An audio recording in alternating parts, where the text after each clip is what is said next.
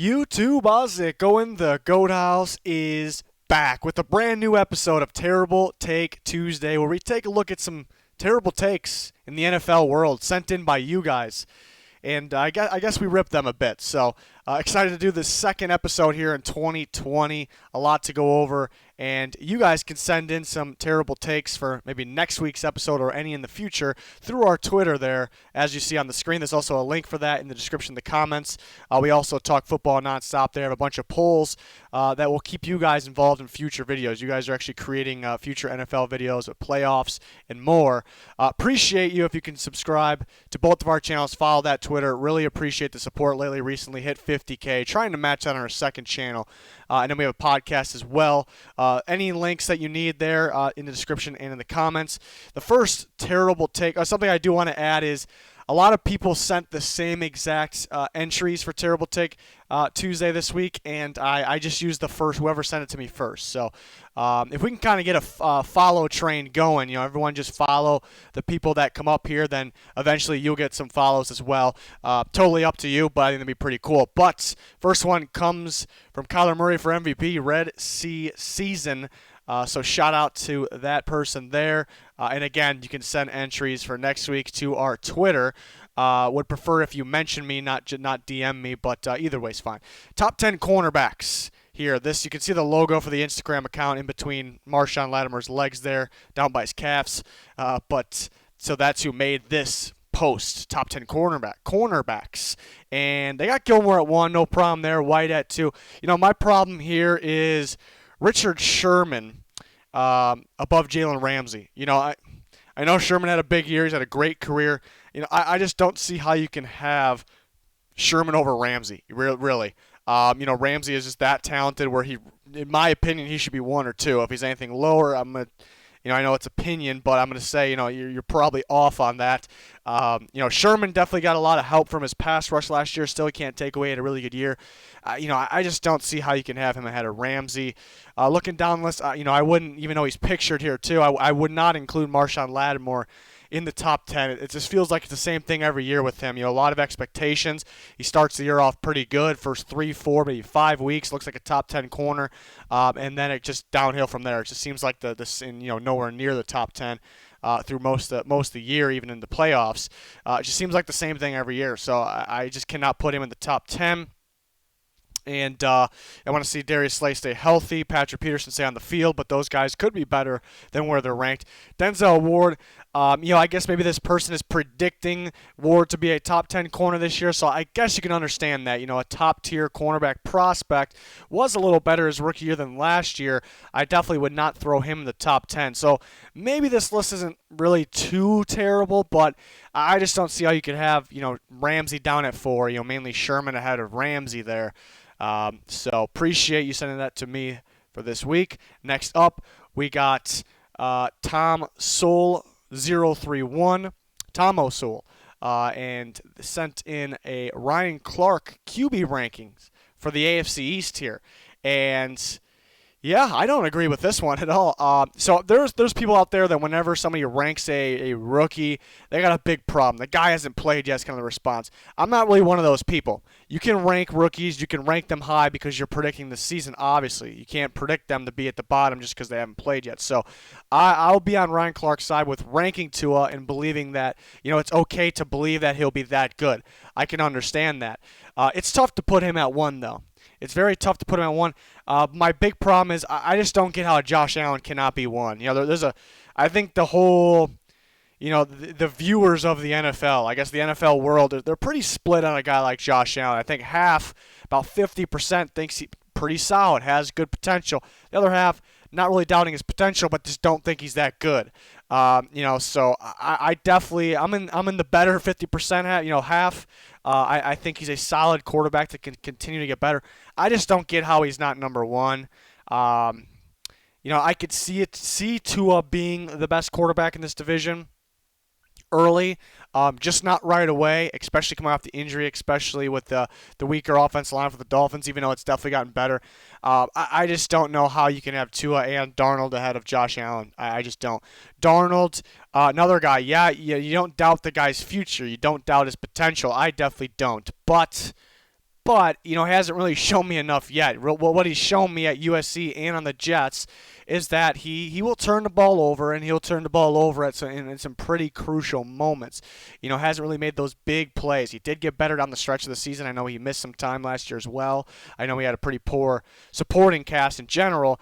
But there isn't really enough there to show me that Darnold is better than Josh Allen, or even will be better than Josh Allen. There really isn't. I think the people that just insist on putting him at the top, with ranking these types of quarterbacks, these quarterbacks specifically, are the people that just liked him out of USC, but nobody really loved his game at USC. There was just a group of people that just loved his potential and kind of deep down had that feeling. We all get it sometimes that he will be really good. I think those people are kind of stuck in that zone, maybe a little stubborn, but you definitely can believe in his future.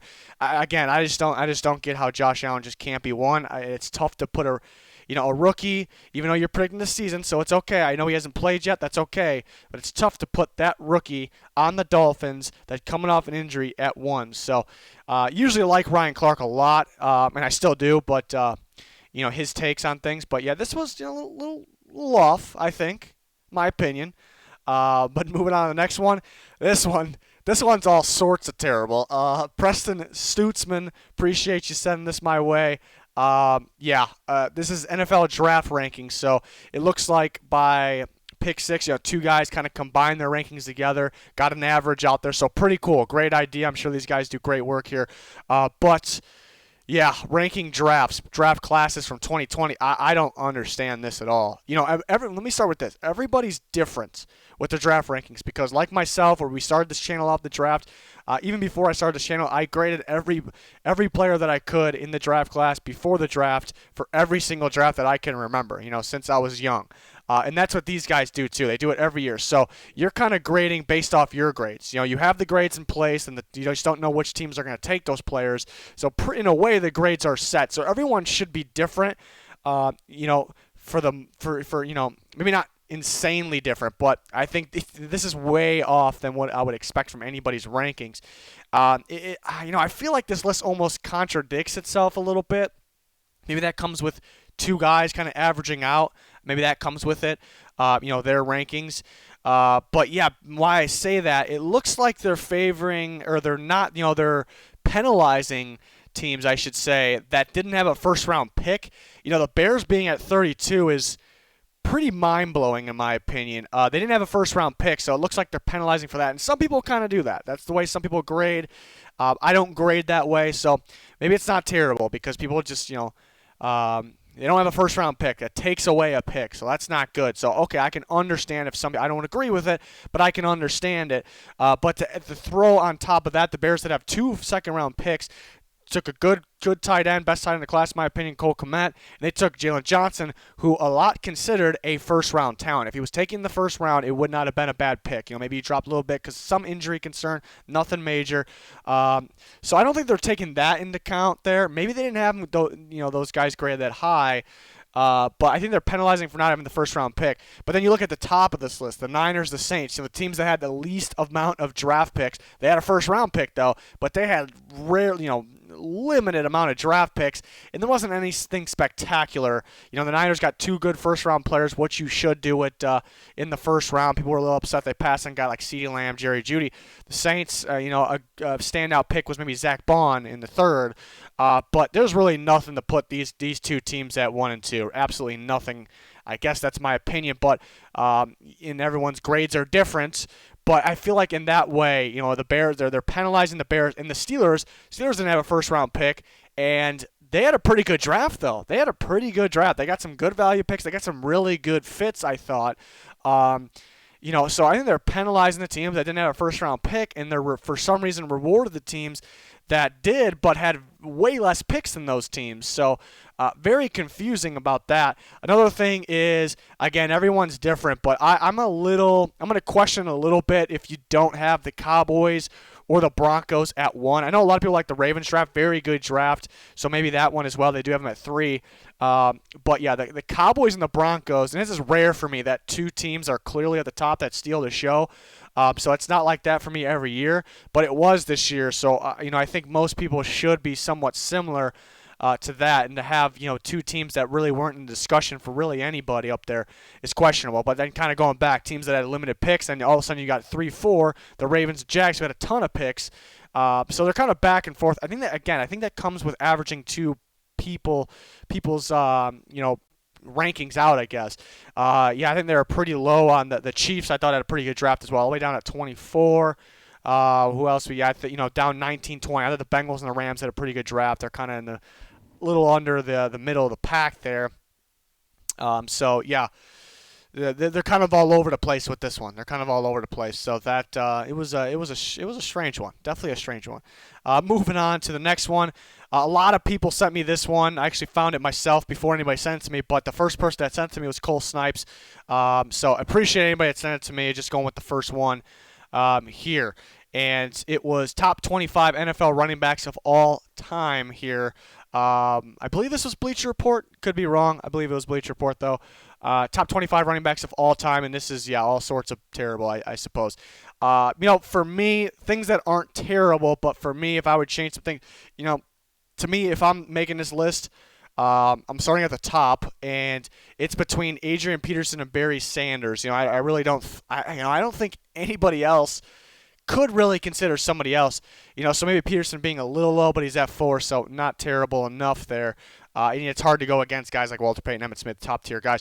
But it starts with Frank Gore. Very good career, still going, still trucking.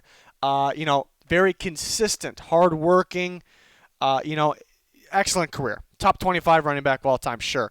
5, a little ridiculous. You're telling me he's better than Earl Campbell, O.J. Simpson, some of these other guys we're going to talk about that I think are way too low. So that's kind of where it starts. I think a guy like Tiki Barber's too high, ranked too well there. I think he should be way lower in 8. Look at Mike Allstott's the first, really bad. I don't know if, good career, good running back, if I'm ranking top 25, I don't know if he even makes my top 25 list, and they got him at 10. Jim Brown down at 12 is ridiculous. He needs to be, I'd say, in the top 5. Frank Gore being 5, Mike Allstott being 10, and Tiki Barber 8 maybe, and you just got Jim Brown down here at 12.